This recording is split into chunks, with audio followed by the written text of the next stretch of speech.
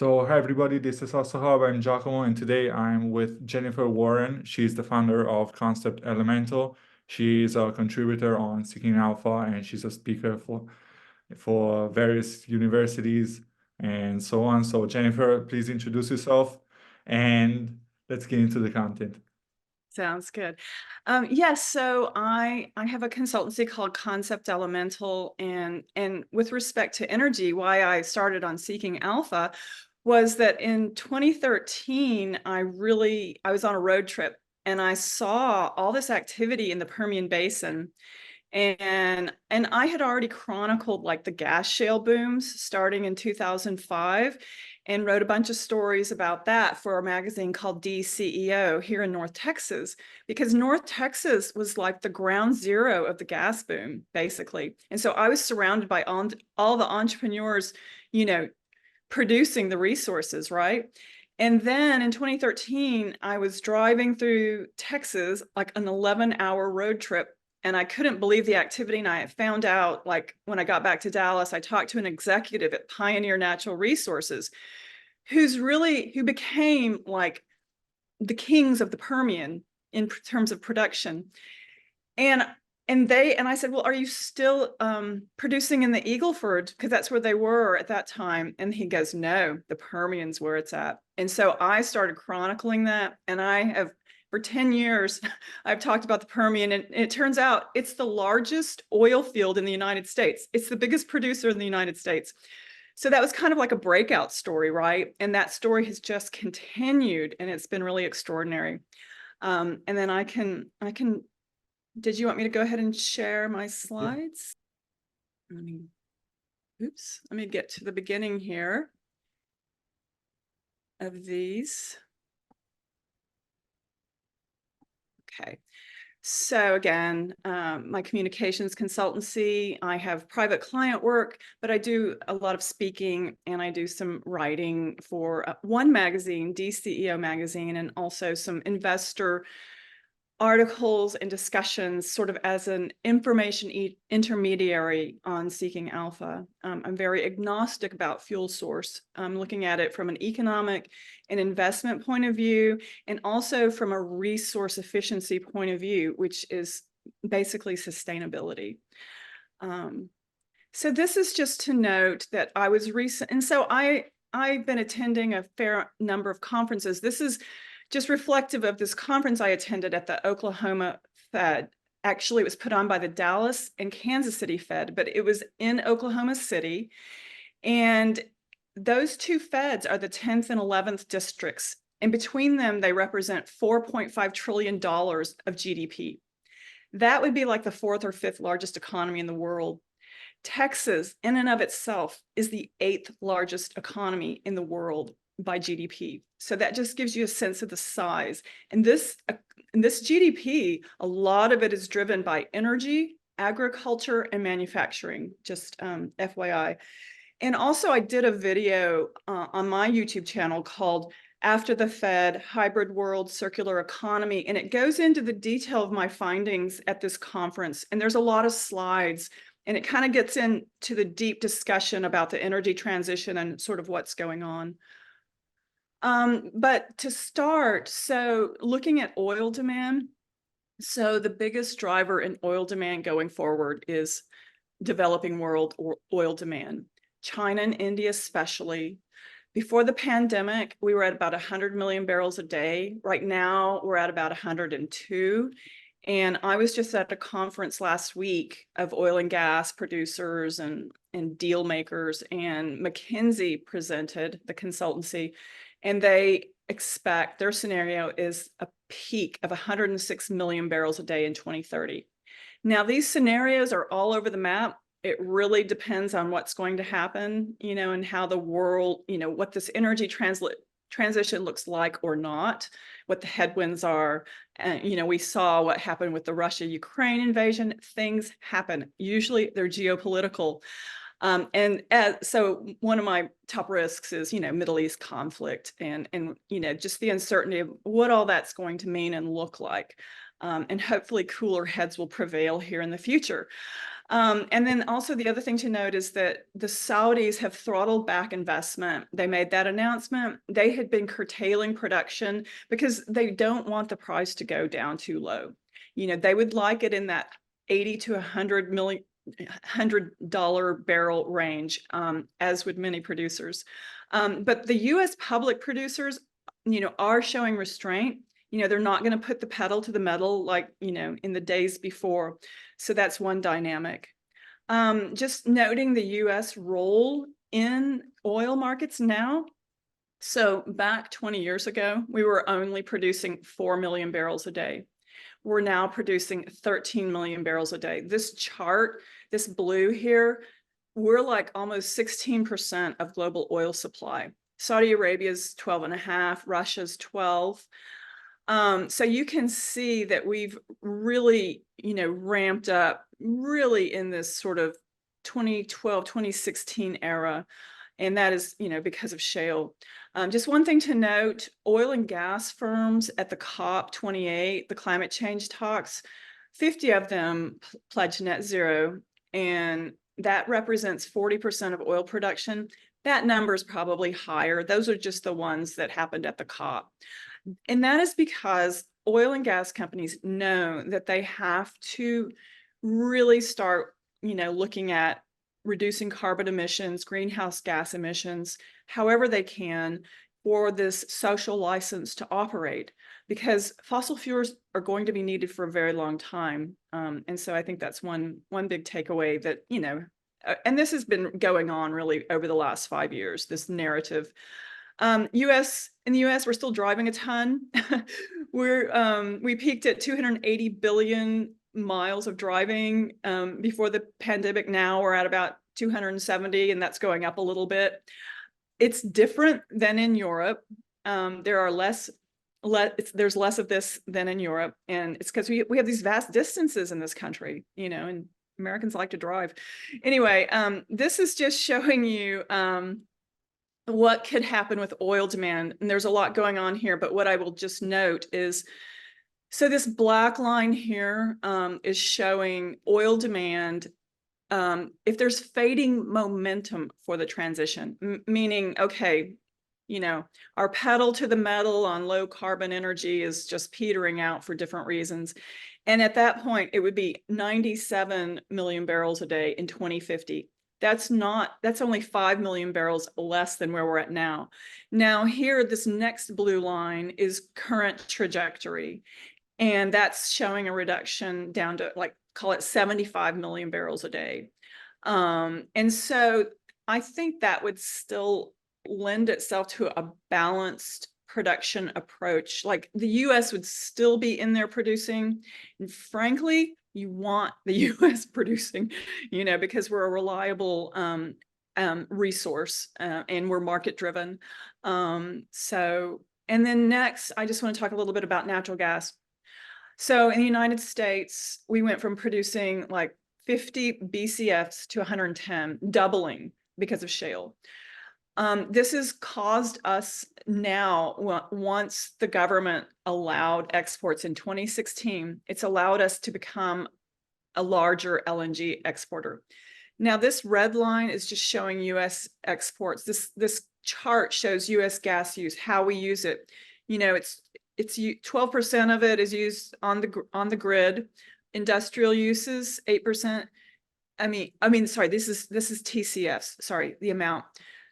Exports over almost 7 trillion cubic feet. Now, some of this is pipeline exports to Mexico. It's not all LNG, but as you can see, it's really started going up since our LNG facilities have come online. And there's also going to be more expansions. And I know that there was this Biden LNG pause that's caused a stir in Europe, and I'll get to that in just a second. We're a low-cost producer. We didn't even export LNG till 2016. That's a remarkable increase, and it really helped come to the rescue of Europe, you know, once Russia invaded Ukraine in 2022. So, you know, there's been a lot of talk in the past about, you know, natural gas as the transition fuel. Well, it's a transition fuel, but it's also just base load. It's just base load. It's both. And something that is notable, when I was at the Kansas City Fed, there's a Baker Institute director, Ken Medlock, and he's really, really one of the best. And he talked about just that US LNG has added liquidity and depth in a market that it did not previously have. And that was very quickly that happened. And what that means is that so in the past, LNG and gas was more of a regional market. What Russia did by its invasion is it really exploded the advent of global gas. And I've written about that in a story called Solving Europe's Energy Crisis back in 2022, and it's on my website. And it really discusses what happened with Russia and how the United States has responded. And that has been a story in the making for some time. We weren't able to just turn on the LNG exports overnight. It's because of a lot of ingenuity and entrepreneurial spirit and just putting our heads down, to make it happen. And it really kind of, came to the rescue here in the last few years and in other ways. So there were some gas executives from Chesapeake, now the largest natural gas producer in the United States. And they are not super concerned about the Biden pause. The pause is that the government wants to review these LNG projects that I don't know their status. There's a lot of different variations on that, but bottom lining it is that it's to review them to see what their climate change impacts will be. And if it's looked at in a really objective manner, those reviews should be positive because, frankly, natural gas is way cleaner than coal. Yeah. And there's a lot of, with all the renewables push, well, what's happening is countries are firing back up coal-fired plants, which is way dirtier than gas. And so that's a wash. If you're trying to reduce emissions, with renewables, and then you fire up coal, well, that's not any cleaner, that's for sure. So hence the LNG terminals in the United States should go, those that make sense for the market. And also, one thing I'll notice, there's a Q&A on my website in my commentary section it's a Q&A with me. And I talk a little bit about that, our LNG kind of has this free market premium.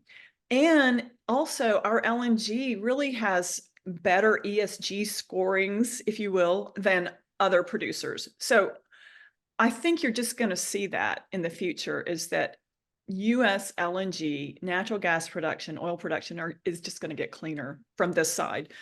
But there's still a lot of expected volatility with natural gas. Geopolitics is a driver. It's a feature of oil and gas markets anyway. Now it's just getting different with LNG and global gas as well.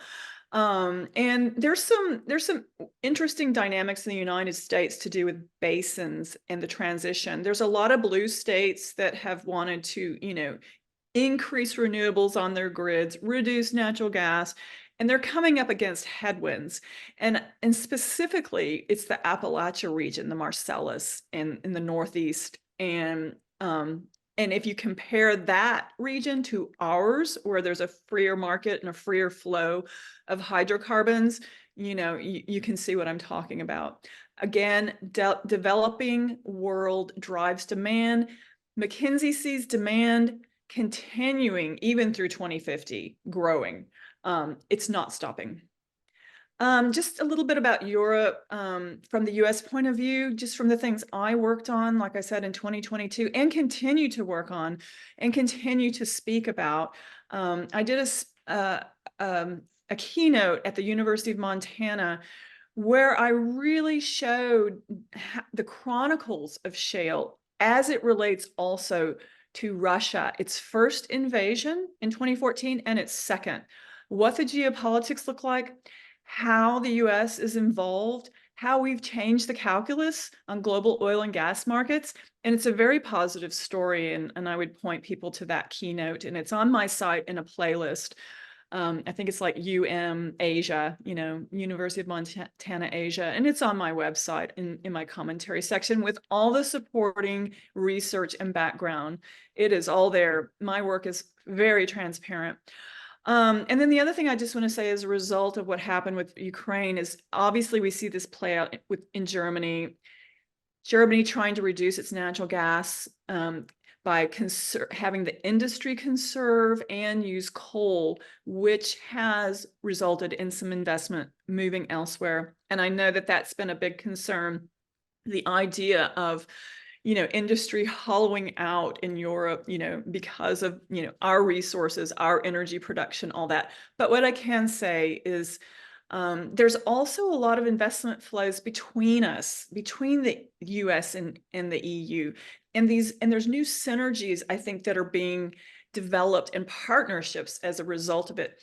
All the more reason why the transatlantic relationship must stay strong, regardless of what you hear with all our election chatter, so, and with Europe, we know that a lot of, what's been happening with the Green Deal and everything has been policy driven. And I know that there's cracks in that, and different countries are, having different priorities, and that's starting to show. And that's just, it's just what it is. It's understandable. Energy security, affordability for one's economy, all priorities.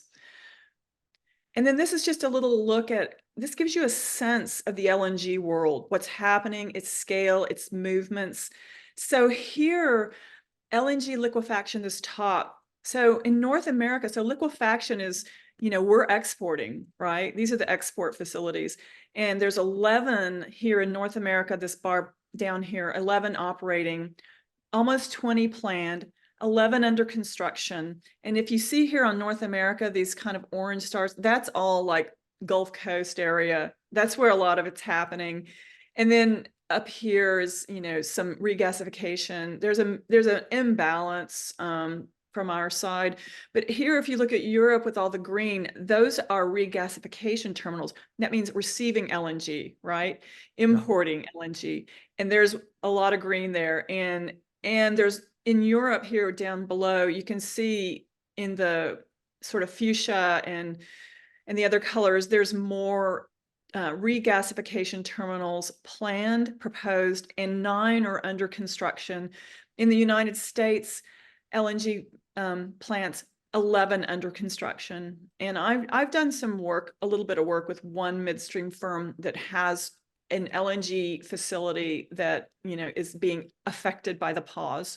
So I'm a little bit, I keep up with this. It's really important. Now on the renewable side and the electron side, what is starting to happen, and this movie has been kind of revealing itself for a while. And I started talking about it at the end of 2022 when we had this IRA legislation pass, which is the big green, incentives in the United States. And I talked about it in 2023 in YouTube videos, and I really thought that, this is a supply-driven policy, and that's kind of what's happened with Europe. But what's happening is there's been like overcapacity in renewables development, and it's starting to face challenges. Those headwinds are showing. Doesn't mean it's not growing. It is growing, but it just means it's, things like integrating them on the grid is becoming more problematic. And we're having to face those challenges. Texas is a poster child of this. It's also inflationary for many reasons I won't go into. But some of the headwinds that are really, knowns that we've heard about in the news are, critical mineral supply chains, that China's processing power of, mining minerals and processing them is way ahead, like 2 decades of everybody. But that's their competency, right? And it's policy driven. Their green policy, which is like almost $600 billion of investment, policy driven. It's not market driven. And it has to do with their energy mix. So again, it really depends on the country as to what the dynamic is on this transition.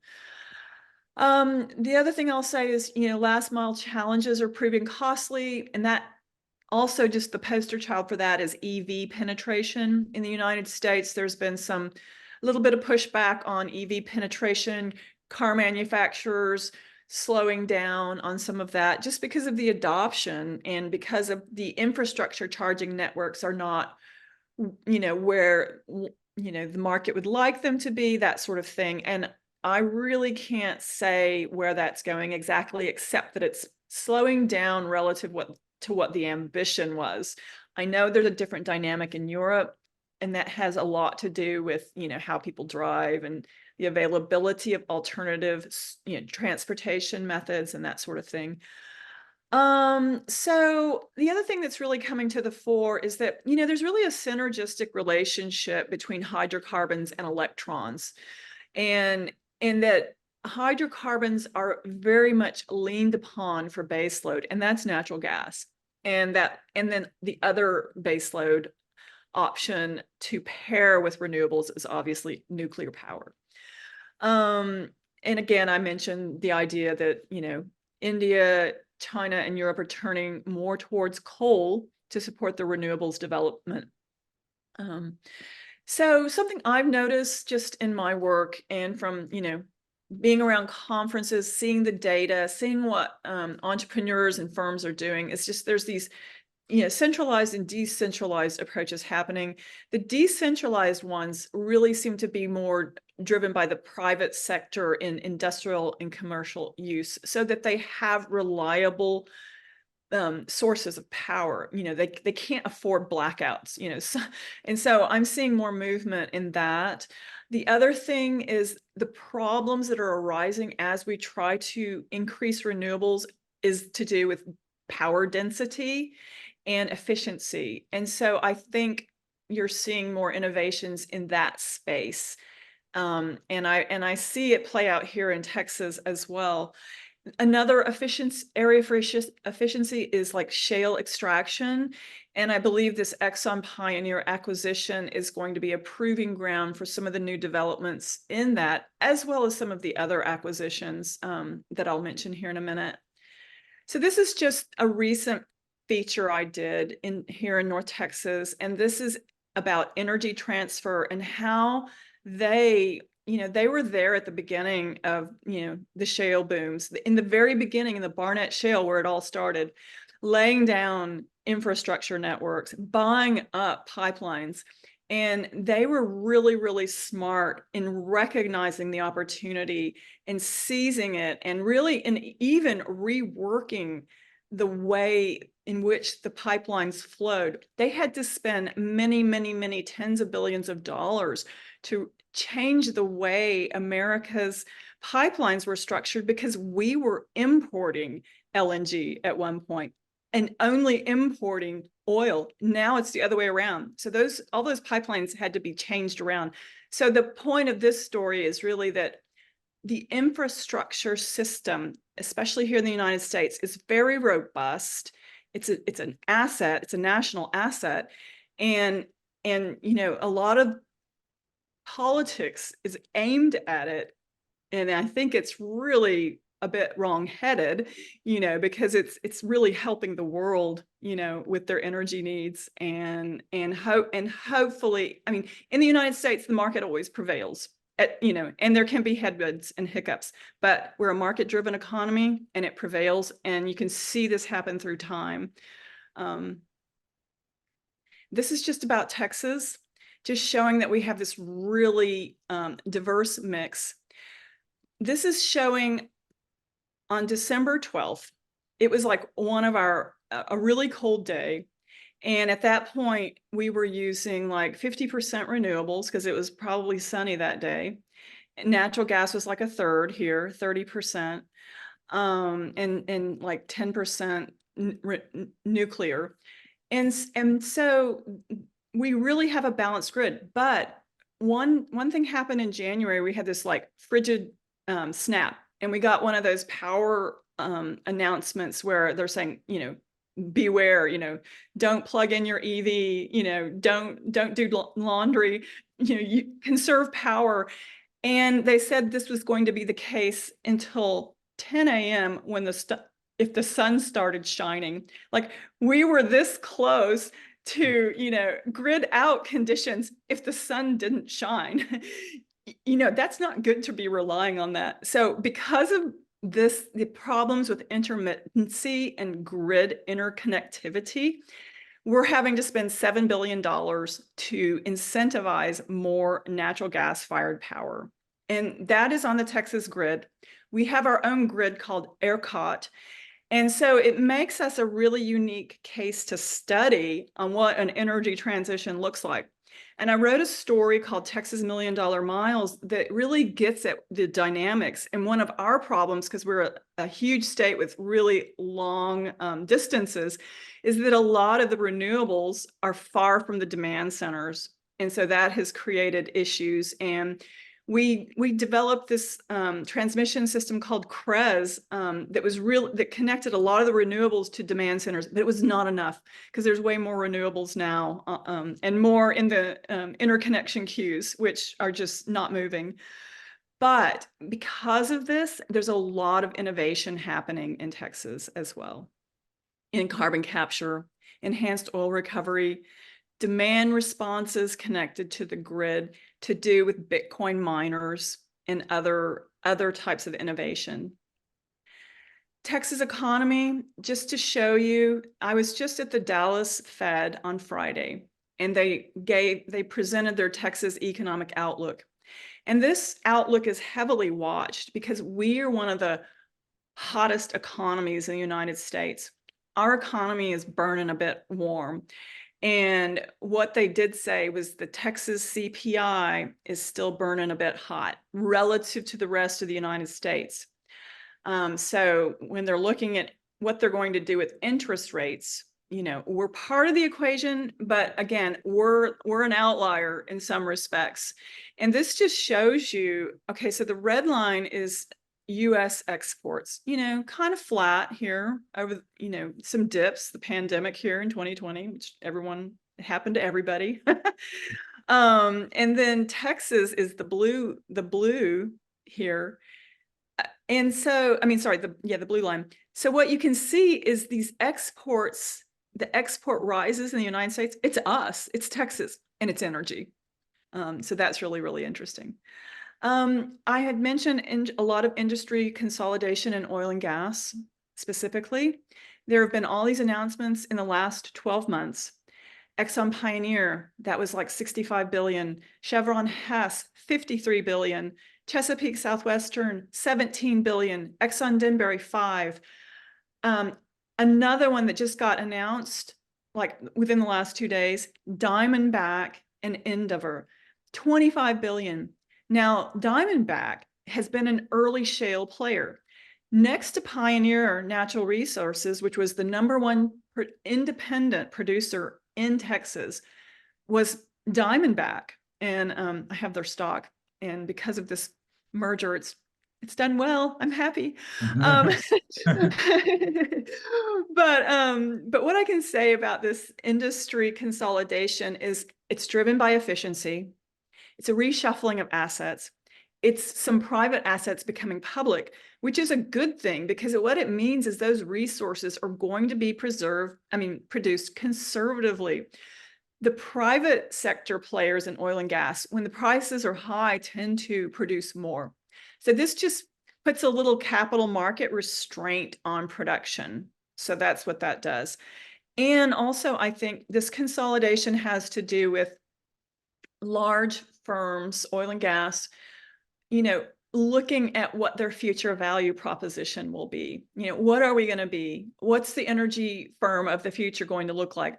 And you see this positioning play out with a lot of majors, like BP, Shell, Exxon, Chevron. And I've talked about that. And in fact, in a video with Michael Hopkins at the very end of 2022 called After the Fed, I talked about BP and then, and them having to like reverse course and go, oh, actually, we're not going to go all renewables. Those hydrocarbons are pretty important. And then I also parsed what the war effect has been and how it's been repositioning firms' outlooks. And that's called like ripples from war. I just looked at it. It's from April of 2023. and I parse BP's outlook on what the war impact has been, and specifically with regards to LNG and the U.S. role in LNG. And we picked up a lot of the LNG trade, obviously, because of Russia. But that parsing of that data is just as relevant then as it is now, just FYI. And then so I think innovation is going to come from these highly capitalized firms. You know, they have deep pockets, they can spend and try things out, which is, you know, can be a good thing, as long as they're not using government subsidies too much. We're going to be pushing up against that, you know, especially with this election coming up, and the promises, you know, the incentives for green, cleaner energy. I mean, there's something in that bill for everybody, but you know, we already have huge debts, and so that's all going to, you know, come into play. The one thing I can say about consolidation too, on the clean molecule side, and you know, there's a lot of small niche firms that are trying to create solutions to the problems that are arising as, you know, as we try to get cleaner, to do with the grid and electrons, but also just cleaning up molecules, which is hydrocarbons. And I think, like, for example, the grid challenges I mentioned, again, there are small innovative firms coming up with solutions. I was just with a lot of them last week at this conference, and that some of that's on my site as well. And the other thing that's happening is there's infrastructure mismatches in small scale ways showing up, to do with oil and gas production and stranded assets, and small firms taking advantage of that because of tech. You know, believe it or not, this is what's really interesting in the United States. So our power demand has stayed flat as an economy for a long time, you know, pretty much under 1% growth per year. It's going to grow 4% up to 2030 because of our tech, because of our clouds and data centers and all that. So tech is going to be driving some, you know, a lot of power consumption in the future. That's the expectation. But I think there will also, you know, we're going to bump up against some headwinds in different places for that. And so that's, again, an opportunity for innovation. So bottom line, I've kind of just said that. So with tech and shale, there's going to be better resource recovery. For example, right now, from a shale well, you get about 6 to 8% of the resource from the well. Now, if you doubled that, that's a lot of resource recovery. And so that's the kind of things that are possible with this Exxon acquisition of Pioneer, that they can really start investing in better resource recovery, which would be a very good thing. And that's efficiency, right, with resources. And again, there's just this mashup of centralized and decentralized approaches, really reflected. I did a video called After the Fed. It's the most recent one. It's on X. It's pinned. It's, you know, I call it After the Fed: Hybrid World, Circular Economy, Market Liquidity, you know, and I kind of go into a lot of this. I do see absolutely more circular economy ventures. I see them all around Texas. I see them with these innovators, more recycling, reusing, rethinking. And Bitcoin miners are part of that. And I'm actually going to go and see what their pitch is about Bitcoin mining and the environment on Friday, with some of the two top publicly traded Bitcoin miners. So I'm just kind of in the weeds of all of it, you know, looking at it from a macro view and then looking at what some of these micro solutions are. And I can stop sharing. Okay. Okay. So I have a few questions. So starting off with oil, I would start off by, you mentioned the turmoil in the Middle East and how that could have some effect on the market, on the oil market. But for example, we haven't talked about Venezuela, Guyana, and so on. Do you think that could play a role in the oil market, and how big is that? I know that Venezuela used to be a bigger player than what it is now, but could that still have some effect on the market? You know, I haven't done deep dives on Venezuela, but from a very, you know, 30,000 foot level, what I can say is not a lot. and they produce heavy crude, which is different than what the US produces. But heavy, we import heavy crude and we refine it, Uh, Um, but there's a lot of private investment that left Venezuela. So their industry's gotten a bit hollowed out, which is the same sort of thing you're seeing with Russia, right? When you have all these Western firms leave, that human capital, that technology, that's gonna hit your industry, right? And so that's a slow moving train, to see how that goes. Plus, there's other regions in Latin America that are very much online, to do with Guyana and all that. And those are growth regions. The Economist had an article about, that area is growing, and Exxon's a big player there, as are some others. So that's where new production is expected to come from, in general, in any scenario I have seen. So I don't think they're going to play a big part in that. Okay, okay. And another thing, you mentioned Russia. I think that Bloomberg has made a lot of reports about Russia and how they work around all the limits that they have, all the sanctions, and with tankers that go to India and then come back to Europe and so on.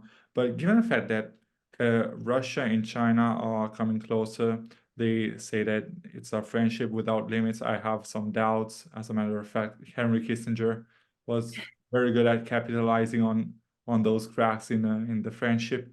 Do you think that the diversion of oil, Russian oil to China, could have a consequence in China demanding less from the Middle East, and or is it something that will happen in later, not now? Yeah, no, I know what you're saying, because China has been the Middle East's biggest customer. That's where a lot of the demand is. And I know that there's a lot of, there's been a lot of deals announced that I've seen between China and in the Middle East. So I don't think there's going to be a dramatic shift to Russia by China, although I know, of course, they want the gas, right? And there's different, initiatives happening on that front.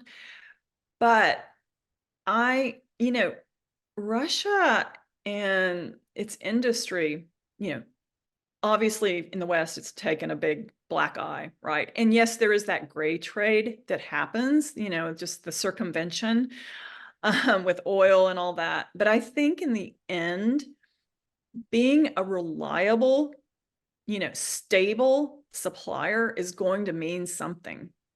And No. so I think, that friendly, markets outlook.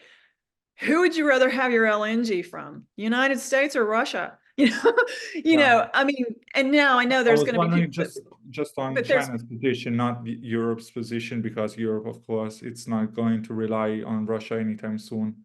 right. No, and it's a China, yeah, sure, it's a China story to some extent.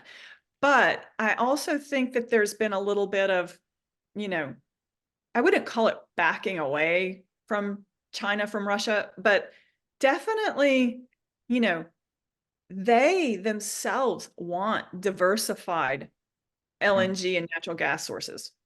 That is one of their mantras, so I do not see them ever relying on one region, Yeah. because they know, because those areas are political, geopolitical hotbeds for different reasons, right? Now they all need to produce their resources. They need to feed their budgets, and keep their people happy.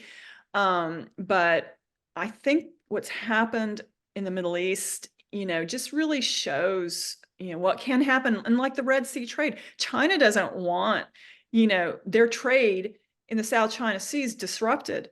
So, there's all those dynamics. And that's why I mentioned that the Middle East conflict and what that wrought, is really important to see how it plays out and how it shifts perception as to supply chains. After the pandemic, this is where we've seen all these reworkings of supply chains, including energy supply chains, right? And then Russia. So there's all this reworking of, who are you going to partner with? How are you going to diversify? how are you going to have energy security and affordability? In China, they need affordability and they need security because they are not resource rich in hydrocarbons. Hence the green monies, renewables, EVs, coal. That's their strategy, you know. Okay. Um, and that means minerals, you know. So there's just now with this transition, there's all these variations to look at that are complicating what was once more simple dynamics of trade and fundamentals. But fossil fuel, oil and gas, fundamental, needed, can't get away from it, can't get away from it for a long time, you know. So Okay. Okay. And let's talk a little bit more about LNG. So the main buyer of American LNG is Europe, right? um Europe first, yes, I believe. I haven't looked at I my, guess it's Northern and Europe. then Asia second. Okay. Yeah, in terms of volume, I believe. Yeah. Yeah. Because from what is I've seen and the geopolitical matters, all the Baltic states don't are the ones that need the most um, to diversify from Russia. And I personally think that they weren't that sad when the Nord Stream 2 was blown out, because from what I've seen in Poland, in the Baltic states, the worst thing that can happen is um, Russia and Germany going alongside one another. So breaking that bond is the most important thing to do for their own security. Mhm. Yeah. Say that again. Breaking which bond is the Russia bond? Oh, Russia and yeah. Germany. As a matter of fact, one of the former Polish foreign ministers, I think he called the Nord Stream pipeline the Ribbentrop-Molotov pipeline. And if you know the historic treaties, you know that Ribbentrop-Molotov agreement was the agreement on how to split Poland in World War II. So yeah, I think they weren't that sad when they have seen the pipeline blow up basically. Yeah. And going back, you mentioned another thing.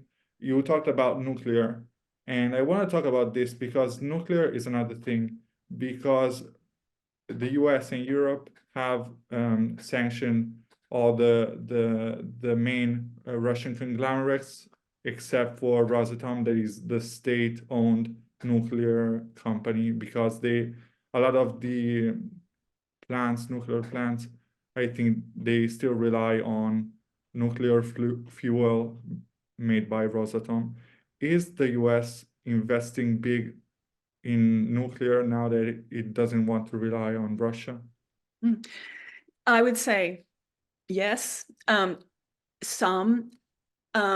We passed three key policy initiatives. One was the IRA, one was an infrastructure bill, and the other was the CHIPS Act.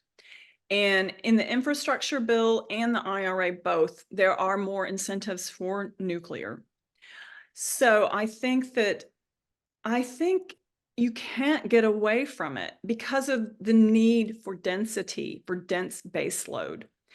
And I think all of the pushback from environmentalists for decades, you know, the irony is it's one of the cleaner, as far as combustion and, polluting the air, it's one of the cleaner sources, right? Yeah. And so, the trade-off is the waste, as we know. And I feel like because of the need for baseload in the future and that we see the limits of renewables, what are the options? Coal, natural gas? Okay, natural gas is the transition fuel in this scenario, right? Between coal and nuclear. And there is that small scale nuclear modules that are happening. There's a firm called NuScale that's part of that. I have heard, I read, I haven't paid deep attention to it, but they were trying to make these cost effective, and that they've run up against the cost problem because they're expensive. Nuclear is expensive. Yeah.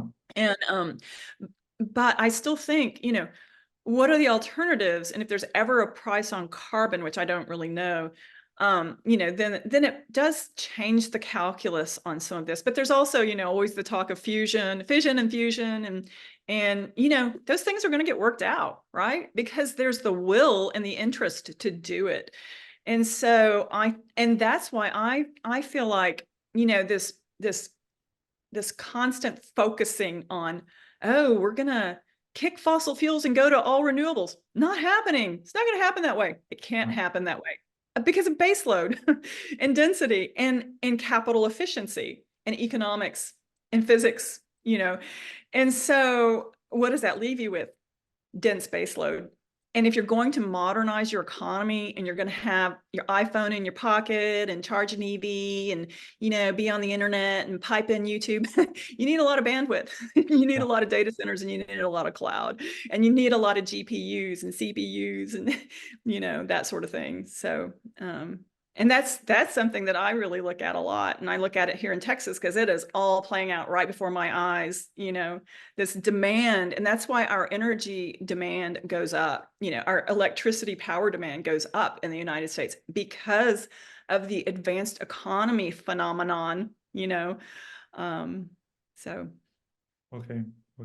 So I'm done with the questions. If you want to add anything else, feel free to do so. If not, I really want to thank you, Jennifer, for taking the time and Yeah, explaining all these I difficult just want to concepts. say, just to circle back before I forget. So if you look at my site if you Google Solving Europe's Energy Crisis, and there's a page on that, there's some really interesting discussions. I did a lot of interviews with somebody that has actually been producing resources in Europe, shale resources, and trying to help Europe produce its own resources as opposed to importing LNG even. And so there's that possibility. And we talked about that pipeline being blown up in a discussion in October of 2022. We discussed what all this meant because I was really deep in the meaning of Russia invading Ukraine, what it meant for Europe, And so I just want to note that, that's really something that I pay attention to, I'm concerned about, and Yeah, it that's can all. have a lot of ripple effects in a lot of sectors and in our security, basically. So yeah, it's very important to follow. Yep. Okay, so Thanks. thank you. I'll put Jennifer's links in the description. So if anyone wants to reach out to Jennifer or take a look at her website, feel free to reach out to her and go click the links in the description. So I'm done for today. Jennifer, thank you for taking the time. So this is it for today. I'm Giacomo. This is also Hub. See you next time.